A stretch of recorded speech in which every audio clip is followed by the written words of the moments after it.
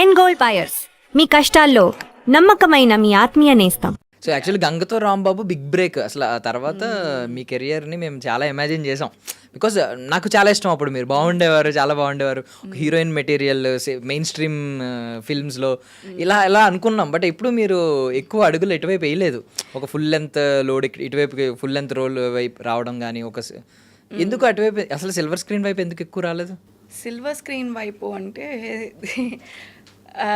As I told you, degree వరకు I had the same concept in my mind that నేను ఇది just for passion నా career, I mean this industry ప్యాషనే, అంత సీరియస్గా ఏం తీసుకోను, ఎంబీఏ చేసుకొని జాబ్ చేసుకుందాం అనుకున్నా. తర్వాత మా డాడీ కూడా లైక్ కొంచెం భయపడ్డారు మధ్యలో, అమ్మో మళ్ళీ ఇండస్ట్రీ వైపు వెళ్ళిపోతే, అంటే వీఆర్ టిపికల్ బ్రాహ్మణ్ ఫ్యామిలీ.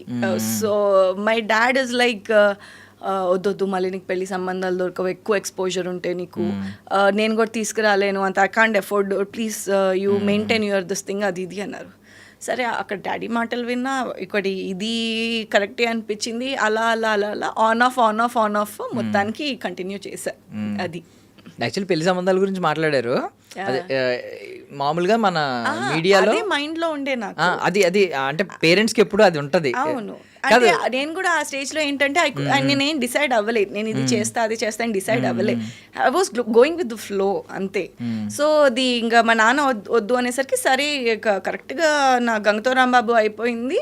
ఒక 6 months Hans India newspaper లో I worked as a journalist. Okay, Hans India newspaper లో జర్నలిస్ట్ గా వర్క్ చేశాను నేను యాజ్ అ ట్రైనీ. బీట్ అంటే ఏదో ఒక జనరల్ బీట్, ఏదో బీట్ తీసుకుంటారు కదా, బ్యూరో అంటే పొలిటికల్ లేదంటే ఎంటర్టైన్మెంట్, పొలిటికల్ మొత్తం కరెంట్ అఫైర్స్ అవన్నీ వాటికి రిలేటెడ్.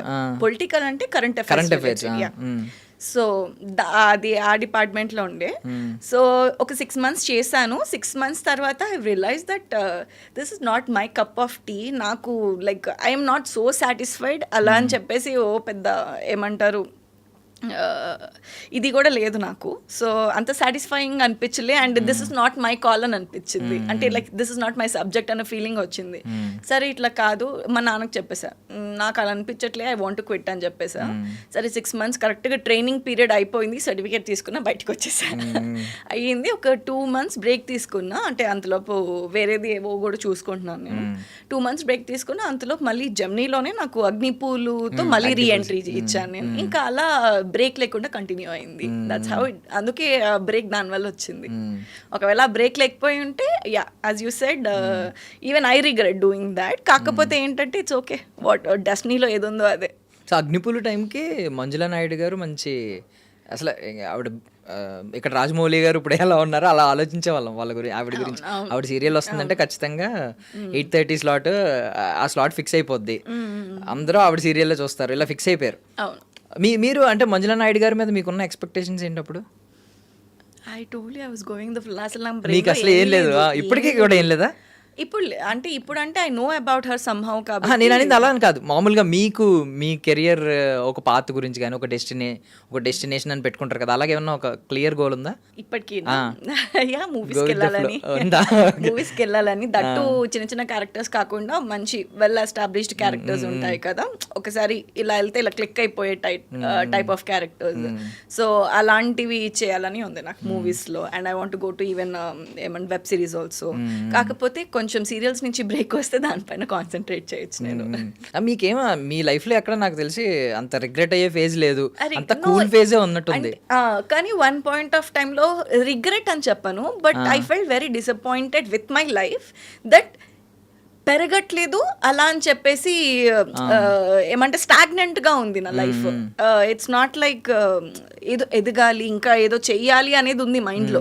కాకపోతే రిస్క్ ఫ్యాక్టర్ ఆలోచించేదాన్ని బాగానేమో. నేను చాలా భయస్తురాలు కనిపించాను, కానీ అయితే రిస్క్ ఫ్యాక్టర్ ఆలోచిస్తా. So everything I consider everything. కాకపోతే ఏంటంటే యా ఓన్లీ డిసప్పాయింట్మెంట్ ఏంటంటే నేను ఎక్స్పెక్ట్ చేసినంత రాలే నాకు ఇండస్ట్రీ నుంచి. అది ఎన్ని ఇయర్స్ అండి ఆ స్టాగ్నేట్ అయిన ఫేజ్ అనిపించింది మీకు personally? Still still Okay.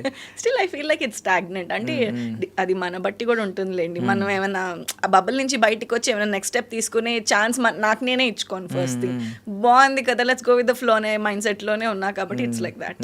So basically మేము గంగతో రాంబాబు చూసినప్పుడు ఎక్స్ప్రెషన్స్కి కానీ భలే ఉండేవి, మంచి ఫన్నీ ఎక్స్ప్రెషన్స్ ఉండేవి కదా.